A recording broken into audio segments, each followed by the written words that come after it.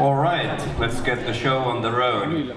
Lämpimästi tervetuloa ihan jokaiselle. Hjärtligt välkomna, allihopa. Välkommen each and every one of you, including the family. Yleensä suku on paras, eikö niin? Mä sanon ensin muutaman sanan suomeksi. Mun setäni Mikko, joka istuu täällä eturivissä, niin komensi mut 2010, että joskus EK:n edustajaksi Turku 2011 kulttuuripääkaupunkisäätiön jäseneksi. Ja siitä asti tästä Logomosta on tullut rakas paikka. Eli tämähän oli kulttuuripääkaupunki vuoden kohtauspaikka ja suurin osa konserteista järjestettiin täällä. Helsinkiläisten suosikki taisi olla hard rock musikaali Turku palaa. Så att Logomo har blivit väldigt bekant för mig under åren och jag har själv mitt familjeföretag där Katarina och Mikael med Åbo Väst har sitt kontor här i huset faktiskt och numera också Archipelago Experience som vi har grundat tillsammans med Patrik Ankar. But I will switch to English now because we are a bit more than 300 participants here tonight. I'm really glad that I think we are 11 or 12 nationalities. And the furthest away people are either from Tahiti or India or even North America and England. So I'm not forgetting anyone. The champagne we served was actually imported by my good friend Juhan Eloheime, and that champagne was for a purpose from the Ukraine. Best regards, Kai, to your wife Lena as well, who is from Ukraine.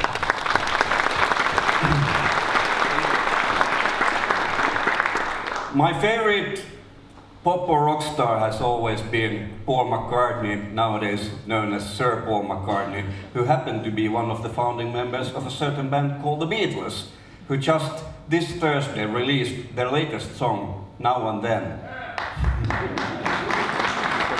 I know Riddo likes it very much, so do I. Paul McCartney is now the same age as my father. He's 81 years old and he's touring in Australia. Next he will be going to Mexico and then to Brazil. He said in a recent interview, "Why would I retire? Sit at home and watch TV? No thanks, I'd rather be out playing."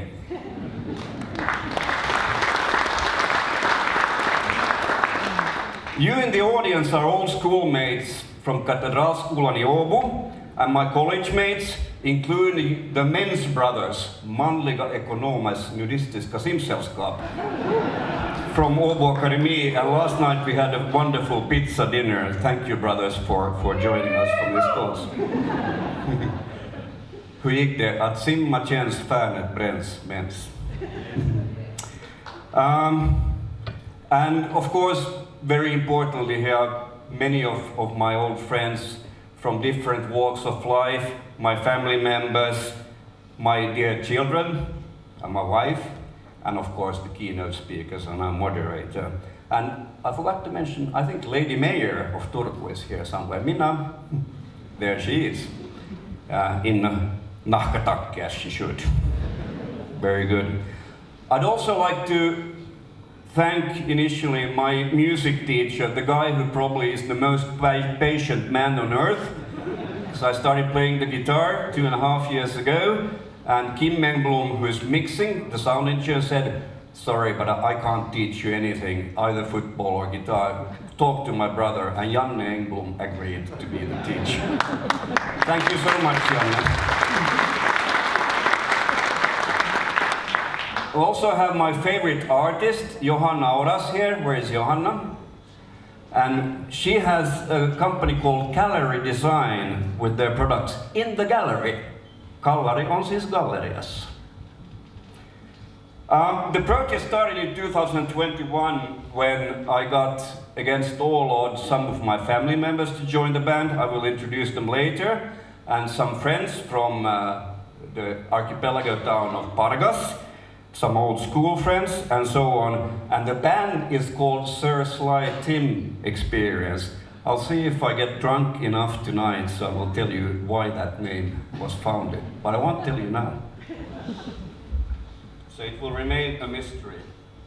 Right from the beginning, it was very clear that we would do a charity concert, not the birthday concert, a charity concert, to collect funds for the research profile Havet at Åbo Akademi.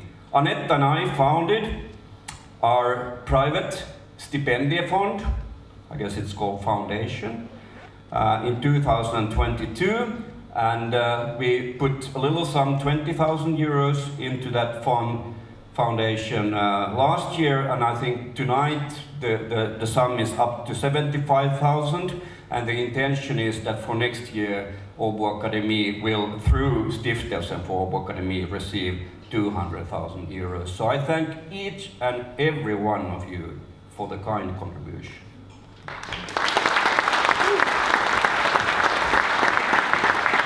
So, thank you and welcome to the seminar, and now the moderator Steffi Wallin will take over. Varsågod Steffi.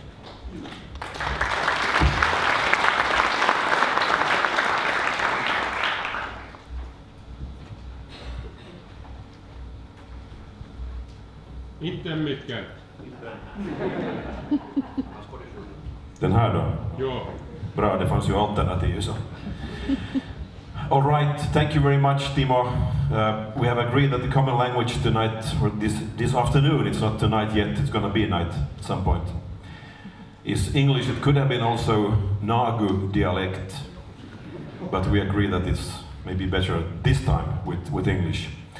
It's a great honor for me to moderate this seminar here today in Logomo, connected to Timo's birthday. I think you didn't say too much about that a moment ago, but that's a fact.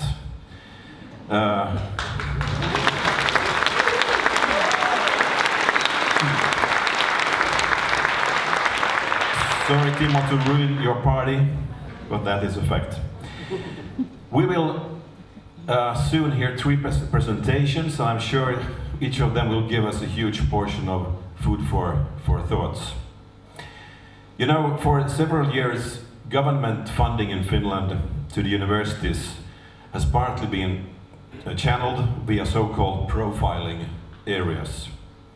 The Research Council of Finland grants this competitive funding to Finnish universities in order to support them in strengthening their research profiles and to speed up their strategic profiling of Finnish universities and, of course, the quality of the research.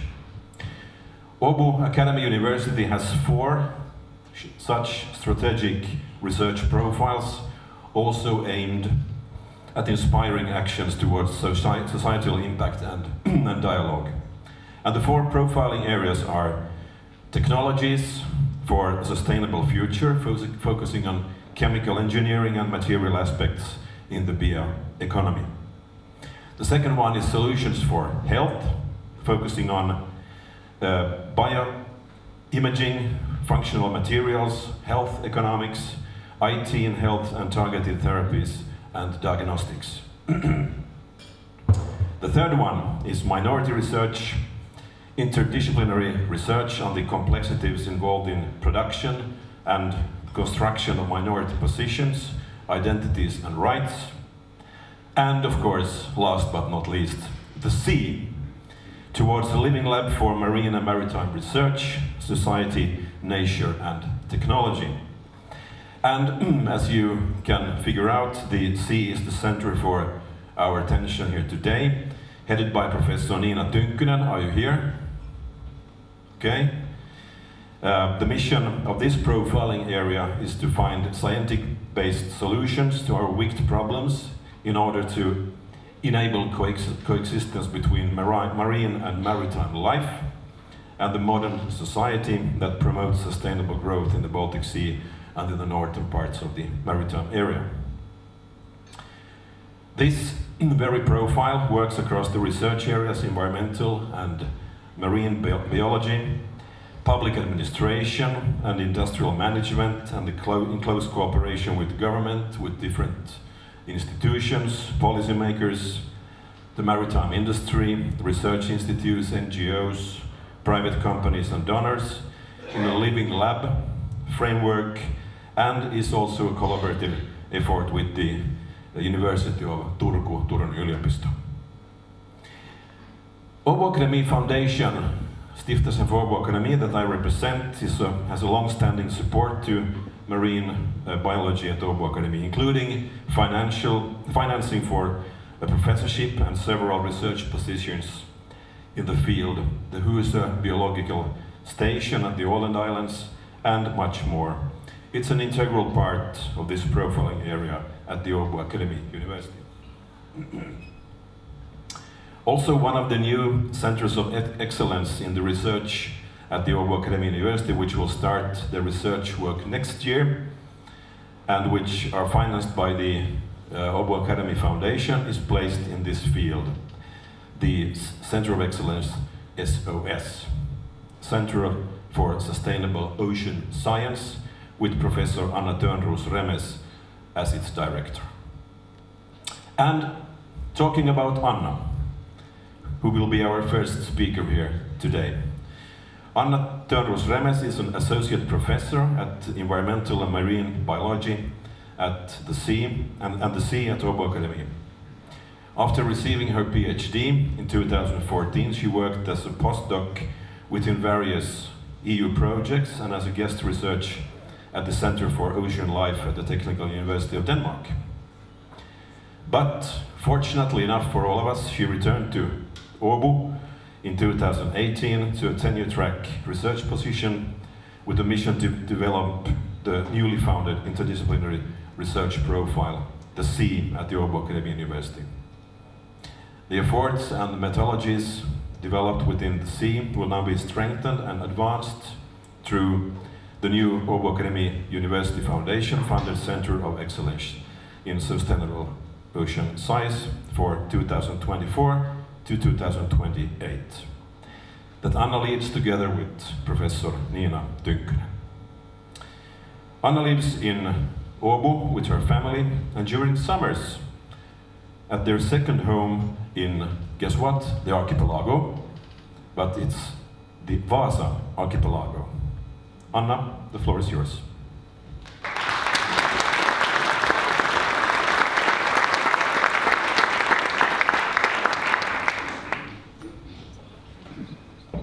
Thank you so much. Thanks, Steffi. Hello, everyone. Thank you so much for the invitation and the possibility to give a few words about the sea here today. Yes, you heard my background. I'm a marine biologist. Been working very much within our own sea here, the Baltic Sea. But I thought that I would ponder upon our relationship with the sea. I think many of you have such a relationship in various ways, and where this could take us, because I think that it can take us very far.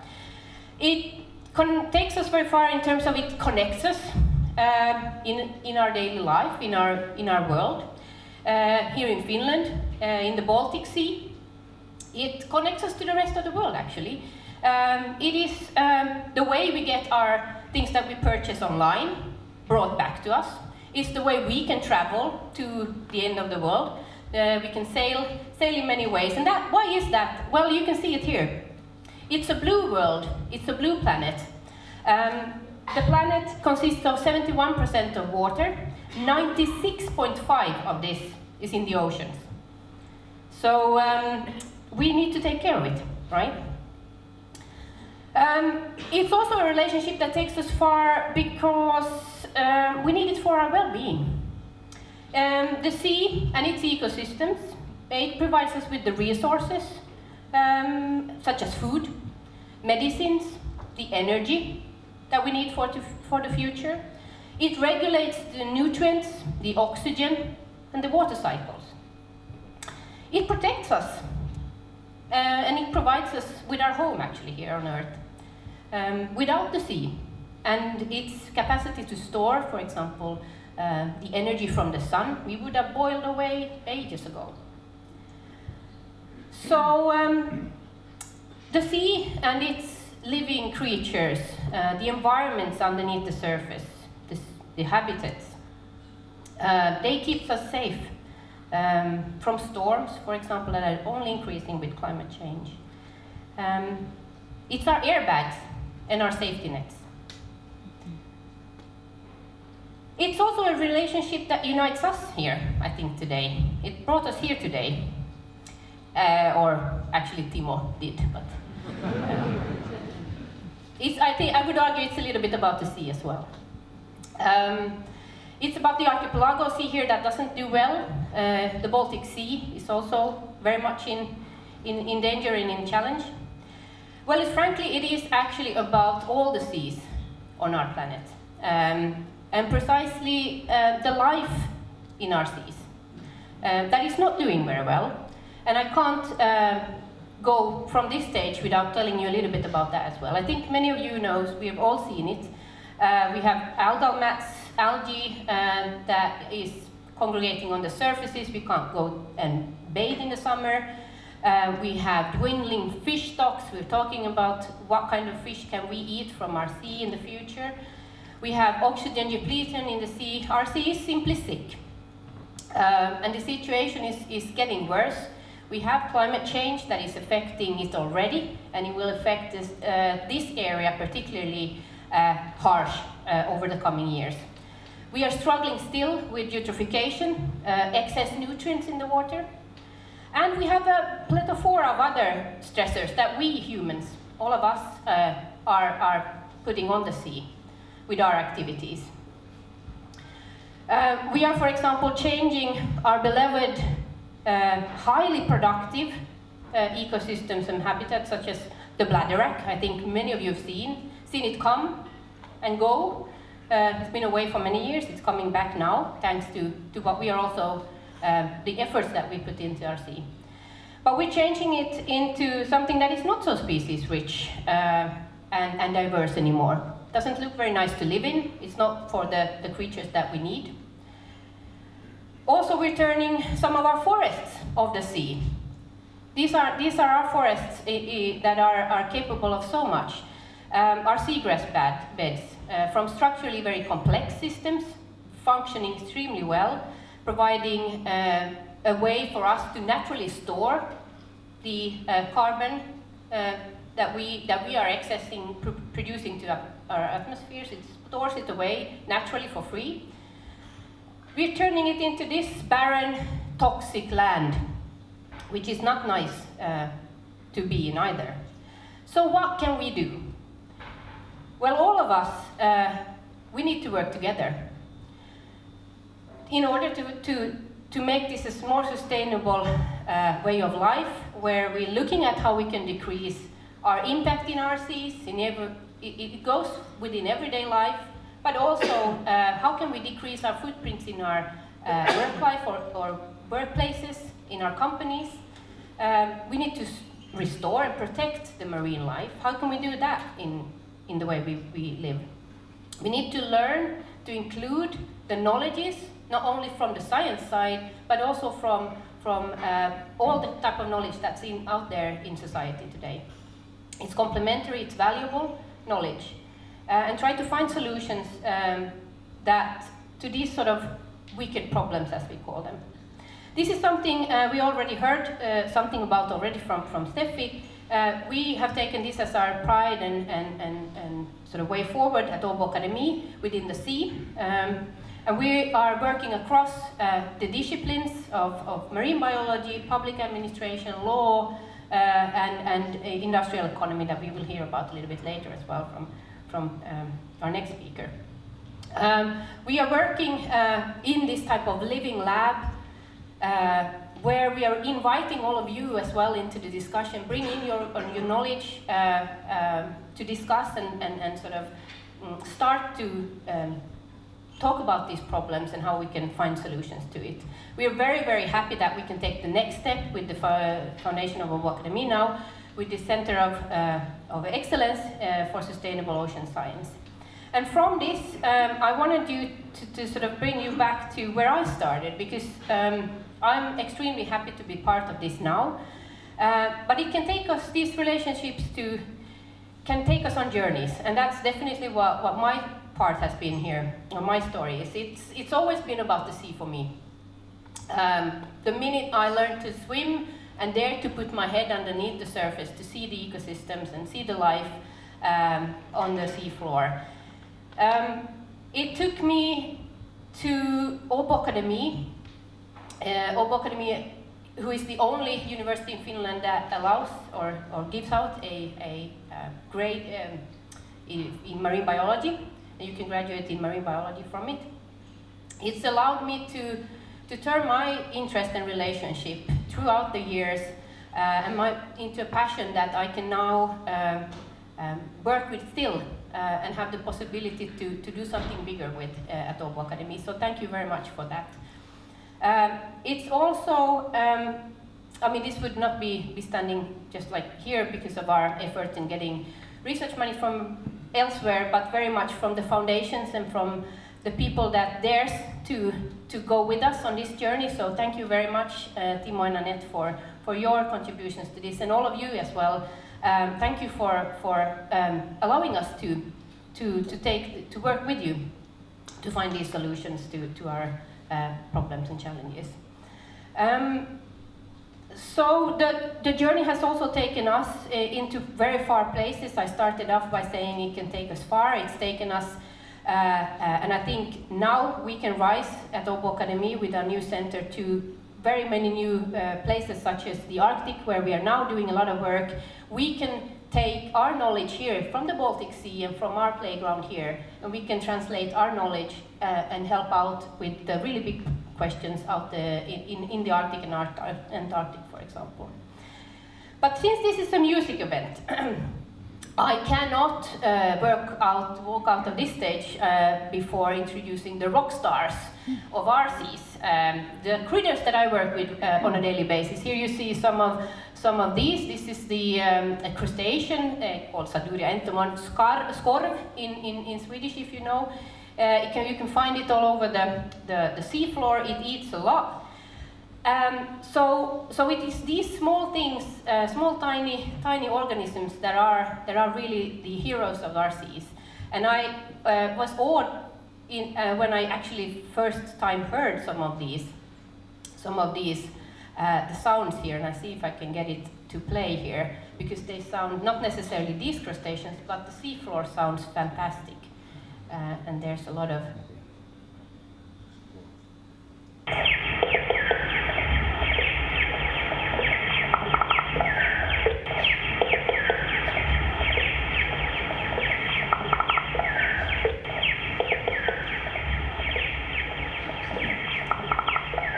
It's maybe not so much rock, but it is definitely some extremely fantastic sounds that they make and talk to each other. So we should talk to each other, and I would like to leave you with a citation from a person that has seen the blue planet from above. During the Ocean Day last year, Samantha Cristoforetti, who is the European Space Agency astronaut, looked out from space and looked at our planet.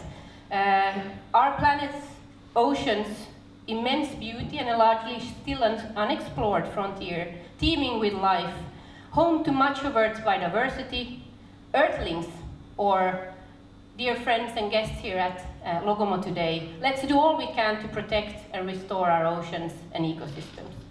Thank you.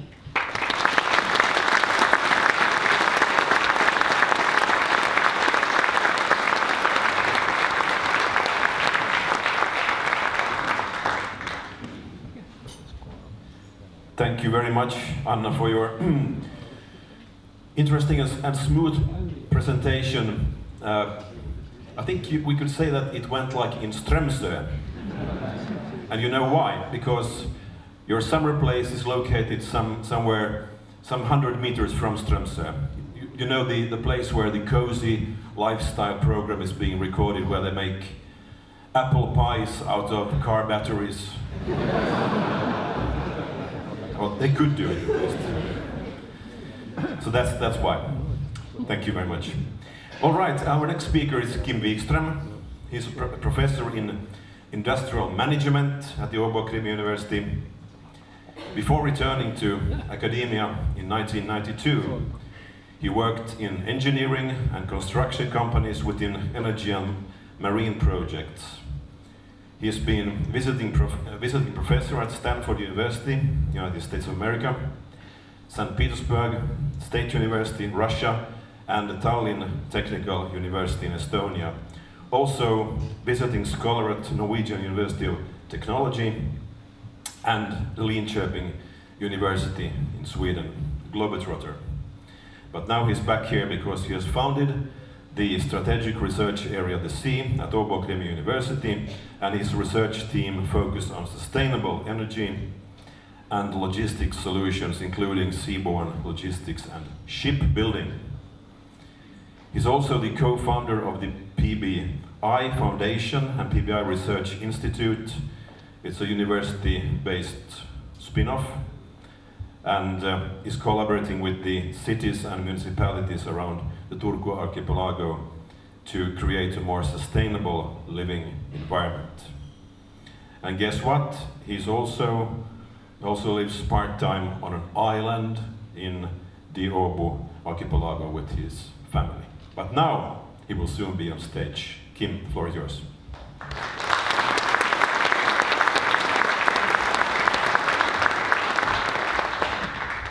Thank you, Steffi, and congratulations, Timo. And it's an honor to be here today and really talk about a topic that is so important for us.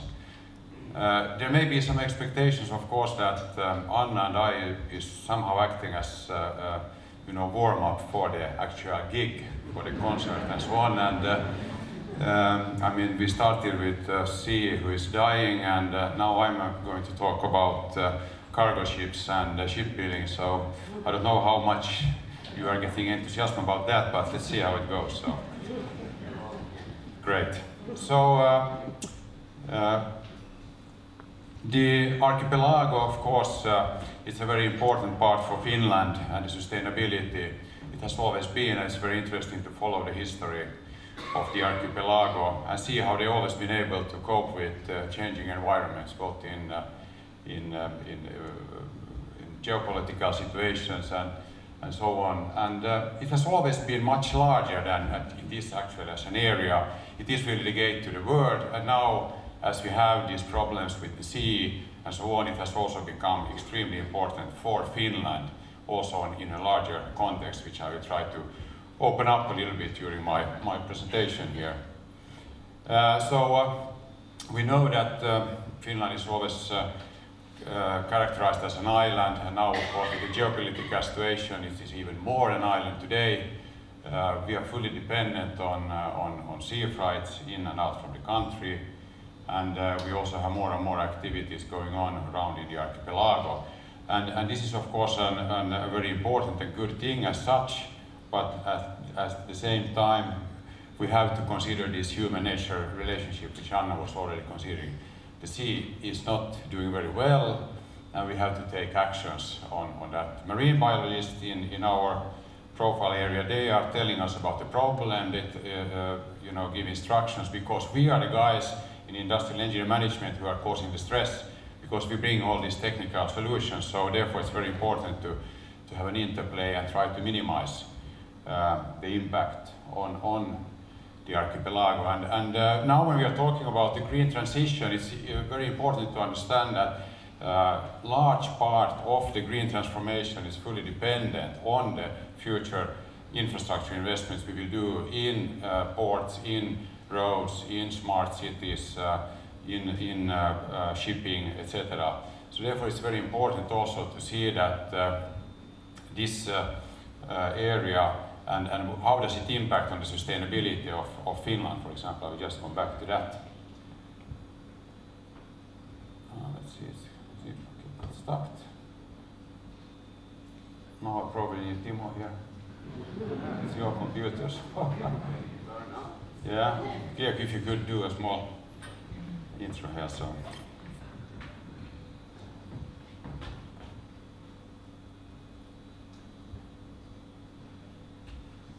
Here we go. Yes, so here's the formula that I would like to bring and to bring up for you. So as I said, as we learn to survive on our island, we thereby also create global innovations. It's important to understand that Finland is really a super nation in maritime industry and shipbuilding. So we have a long history on that track, and I mean, it's also in that way that we create sustainability into our country by innovating, by surviving, and what we do here locally we can also then bring out to the world. I have two cases that I like to somehow prove my case here, and one is then regarding shipping, and we have some larger research projects now at Åbo Akademi where we look at how we can create shipping that is carbon neutral, and which is then called green maritime corridors. And this is a very strong phenomenon now also in Europe. We try to identify ways of creating green maritime corridors with fossil-free fuel, much more efficient use of ports, ships, and also roads. And one of the questions that has been raised is, of course, that how much more expensive are green transports? And there's a lot of myths around this. So just to give you a few examples. So most of us, at least some of us here, eat a cup of yogurt every morning or later in the afternoon. So if we move over to fossil-free fuel for the going between Turku and Stockholm, so it will cost something like 0.3 cent more per cup. I think most of us are prepared to pay that. And if you would like to buy a washing machine from Sweden that is transported to Finland, and it's a fossil-free transport, so it will be €1 more for the washing machine. So probably also we would be prepared. So in a way, the path to do this green transformation is not so much about increased cost, it's more to build up the actual business case. And we also know that sustainability is one of the hot topics today, and this is very much what we do today. So we work together with some of the companies, we do these calculations, we try to see how we both with technology, but also with the new type of communication that we are enabled to do the green transformation and enable for new type of technologies using fossil-free fuel and different type of digital solutions. And here we come now. So when we solve the problems here in the Baltic Sea with the green corridors, of course we have a huge market already in Europe. There's a lot of green maritime corridors just waiting to be developed and explored. There's a lot of public money supporting this, and of course Finnish companies should be in the front run. We are a supernation in this type of industry, so therefore it's very, very important that we also do this. We try to do everything for our own area, but it also brings sustainability through new type of companies, export and so forth. So very much a green corridor is a business challenge, it's not a cost challenge. We can create, for example, digital product passports where we can show what is the actual cost of the overall logistics. We can communicate, so when you have your yogurt cup, you can even check it, you know, from the code that, okay, what is the history of this and how it has produced. And so when you eat every day a cup of yogurt, you also help us to improve the sea. So that's just one example of it. So reducing emission is really very much an opportunity, and not only in Finland and Europe, but very much also on a global scale. I was in October now in California, and then we were discussing together with Business Finland and some of our partners there, Stanford University and some others, about a green maritime corridor between Los Angeles and Singapore. Los Angeles is very keen now on cleaning up the whole city before the Olympics, and so there's a lot of things going on there, and the interest towards Finland and the technology is huge. So in a way we can do quite a lot on this area. We have to remember that there is close to 30,000 people working in this field. It's a 14 billion euros business on an annual basis, so it's an important area. My second case is very much a recent new contract that Åbo Akademi made with Meyer here in Turku.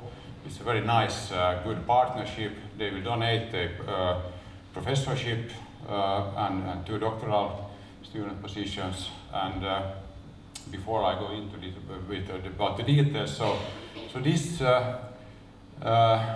Yeah, some may ask, what is it? It's a ship, actually. It's a ship carrying 10,000 people, and you can just imagine, it's a whole society isolated with all functions. Waste handling, 10,000 people eating 5 times a day, 50,000 dinners or plates of food and so on. So it's a huge engineering endeavor to create this icon of the seas, which actually we leave now from Åbo after just a few weeks. And this is really something that we can be proud of. And of course, we know that this is one of the fastest growing tourism areas in the world. And Finland has built the largest ship in the world. Of course, someone say, okay, do we really need this? In a way, I would say there is also a benefit, again, that much of the technology that is developed here is also then applied on land. Our major Minna can confirm that now Meyer is also part of Turku City's climate contract, and of course some of the ideas regarding waste handling, energy and so on can also be applied on land side. So it's a very nice, interesting, innovative platform on that base. But for us at Åbo Akademi, of course, this means quite a lot. I mean, it's a very important, good contract that we have here. Our rector is somewhere there. We were both very happy when we went to the yard, had a nice tour on this icon of the sea.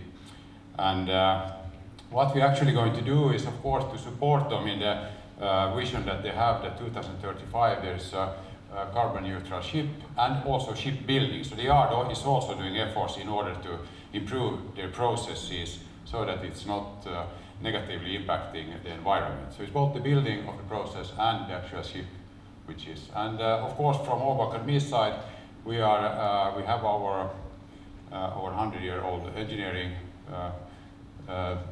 part of the Faculty of Natural Science and Technology. So there's several disciplines who are involved in this work. And as Anna was telling, so very much the approach that we use, and it's now becoming more and more, is that companies are coming to the campus to establish, so we will establish a green transition lab together with Meyer.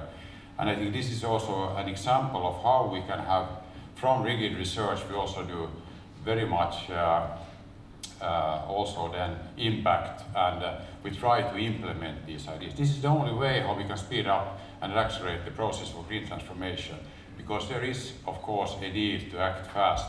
And I think this is now from MCCARTNEY. We don't know where the actual green transition lab will take place. In the beginning, we are still discussing that, but anyway, you will hear more about that also later on.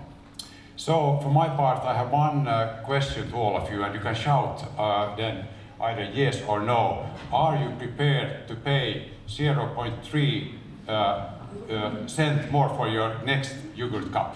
Yes! Thanks.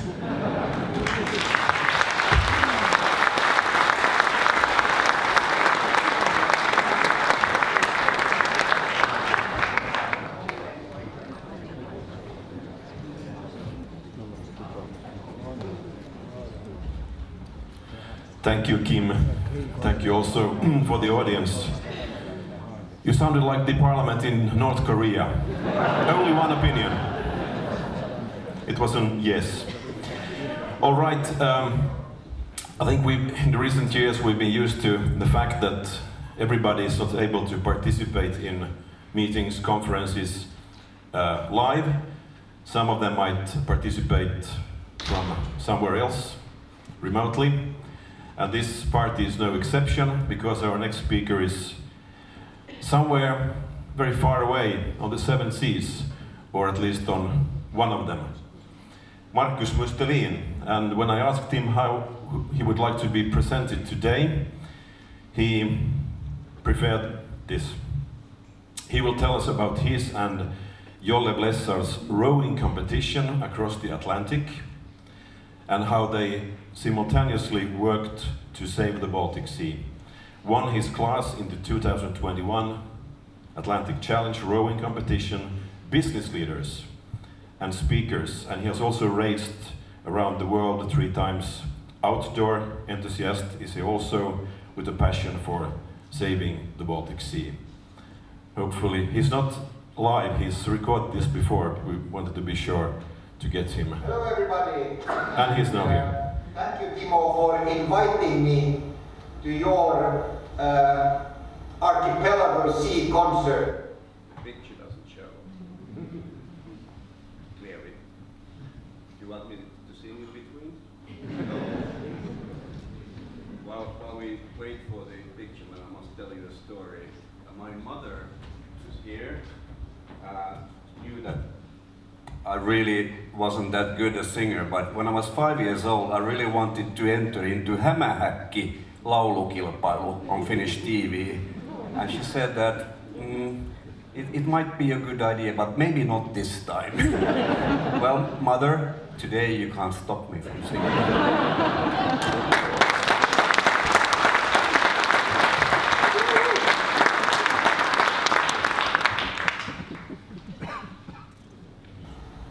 Hello everybody, and thank you, Timo, for inviting me to your Archipelago Sea concert to talk about our rowing across the Atlantic and how we by that contributed to saving the Baltic Sea. I should have been here tonight, but I'm not. I'm in the middle of the South Atlantic Ocean and sailing a boat from Cape Town, South Africa to Lanzarote. But I will just, with this video, do a few reflections about our project and how we did it and how we raised funds for the Baltic Sea. About 2 years ago, we started from Logomo Island on this great adventure. It was Jolle and me in pairs participating in Atlantic Challenge rowing competition together with 36 other boats. We call ourselves the two rowing Finns.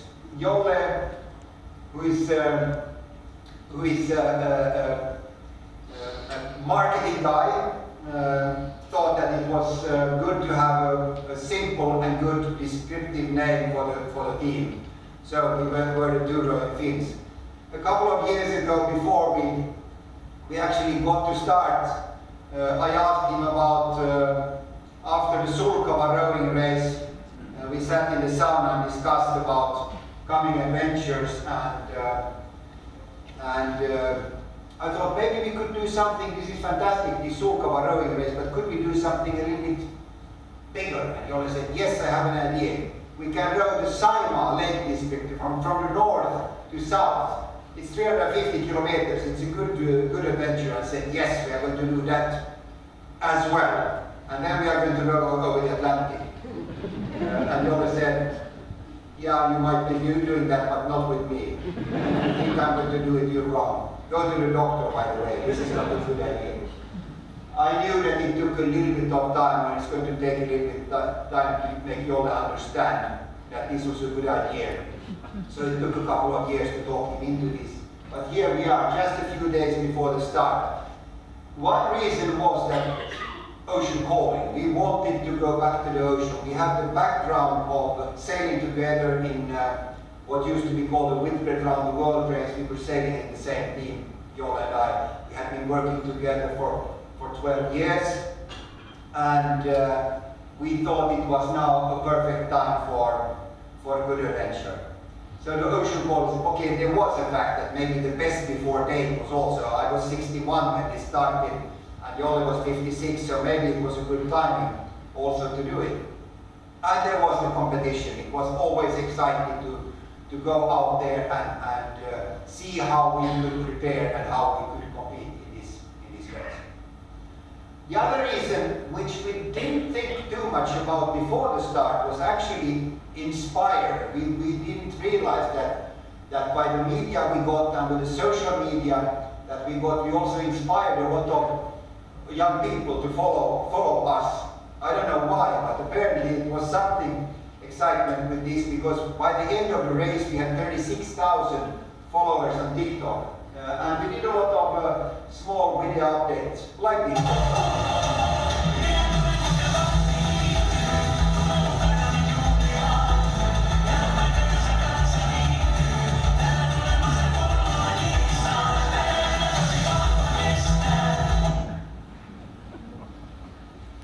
The most important reason to do it was to save the Baltic Sea, or actually or at least to contribute to the work to save the Baltic Sea. And we thought that we probably will get some attention and some visibility on media for this. So we set a very ambitious target to collect 100,000 euro for saving the Baltic Sea, and we worked together with John Nurminen Foundation and keep the Archipelago Sea organization, Håll skärgården ren, Katedralskolan I Seminar. We work together with them because they are the best to know how to channelize the funds to important projects, and that works very well. So how was the crossing in itself?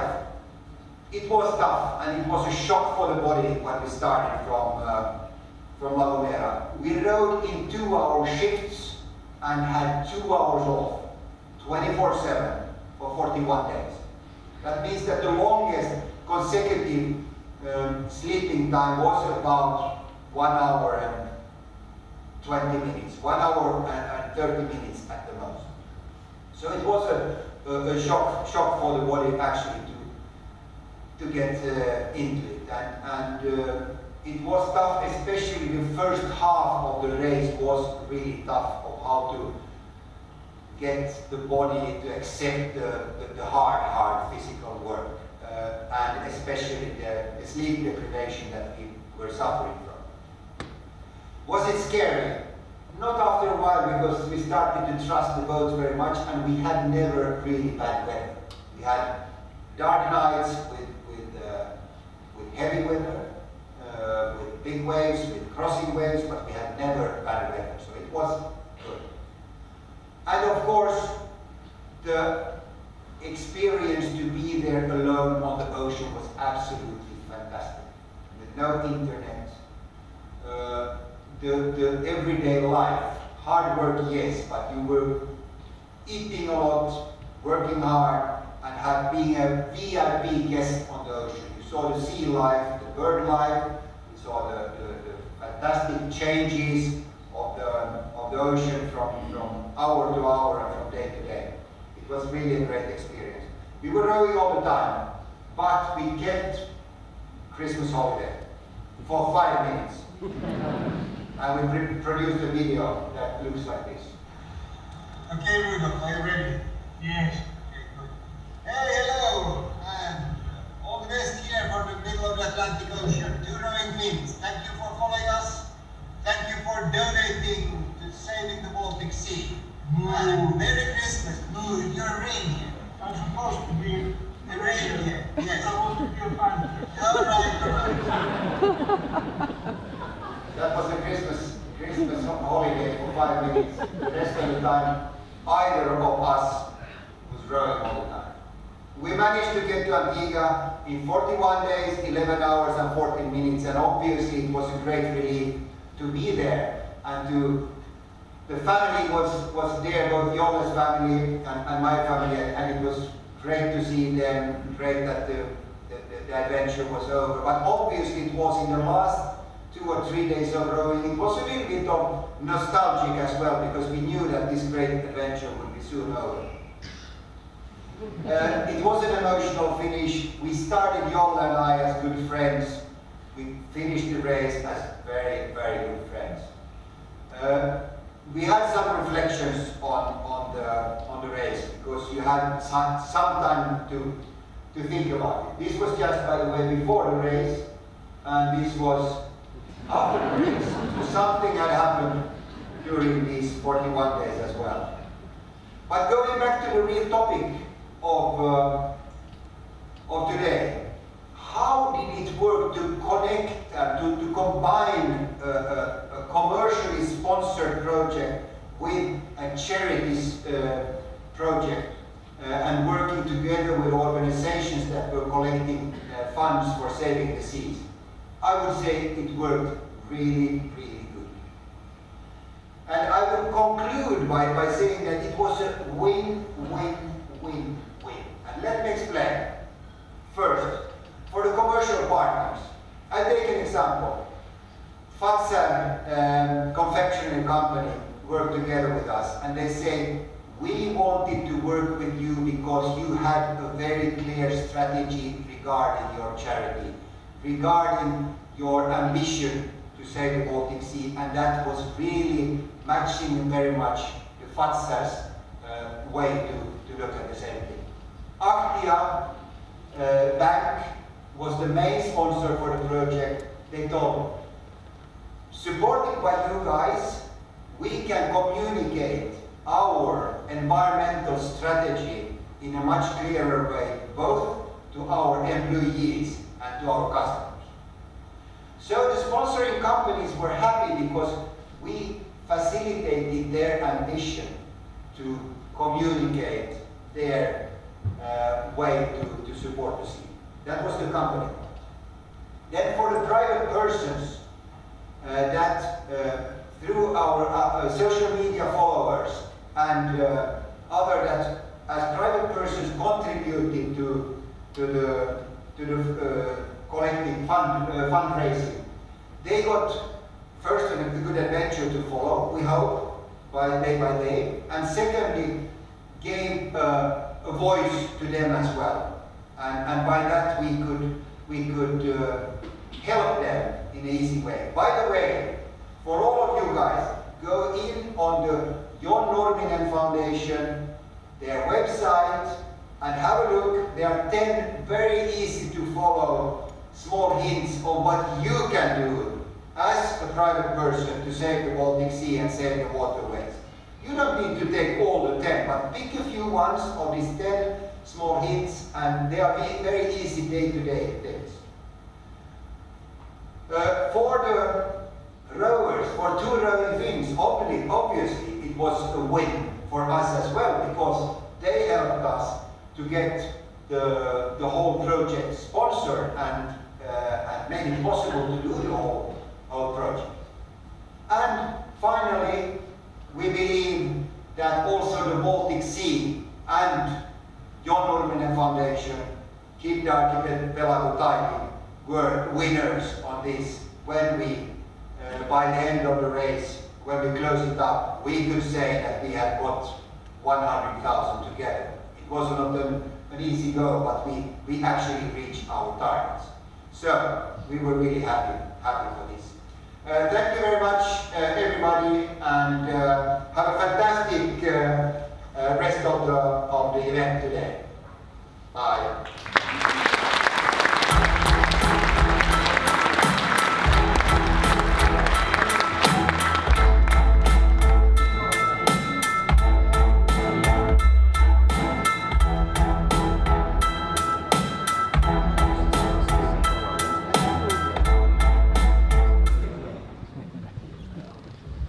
Thank you very much, Markus and Jolle. What a fantastic adventure they've had and still has, wherever he is right now. How fantastic, in fact, that and how practical that a rowing Finn in a boat is named Jolle. That's life. Talking about win-win, I will warmly welcome Annette Ståhl on the stage, and you have something to tell us, I guess. Yes. We are very happy and very proud to donate this money to you, to Stiftelsen for Åbo Akademi. Please, take this.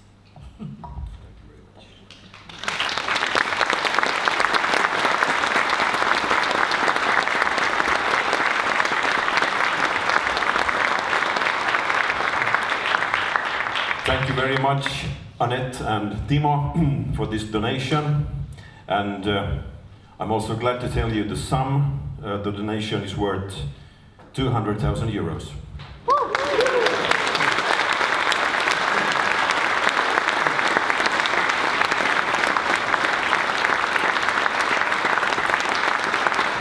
And it will be put into the special fund founded by you. För havet och hållbarhet within the framework of the Åbo Akademi Foundation's funds. And I'm also glad to tell you that the board for the foundation has already decided to celebrate, Timo, your birthday by donating 5,000 euros to the SEM fund. Thank you very much. Thank you very much, Steffi and Stiftelse for Åbo Akademi. Markus Mustelin, who just spoke there, is an old sailing friend of mine. I think he sailed on Union Bank of Finland, not only with Jolle. Ville Valtonen is here tonight, at least from that crew, and maybe somebody else. But I remember when we sailed to Svalbard, and the only day when I was a little bit sick and I got fever, he said that you just now lay down and take it easy. The wind is starting to blow, and then he said, looked out, and it was about 25 or 30 knot winds, not so heavy, but anyway, finally it's starting to blow a bit here. Patrick Lindqvist remembers that, I'm sure. I'd like to thank both Steffi, our moderator, and obviously Anna and Kim for your very good and I think also ambitious speeches and ambitious research. So do well with the money, and now I'd like to donate a small t-shirt to you so you can become fans of the Archipelago Sea Concert Band.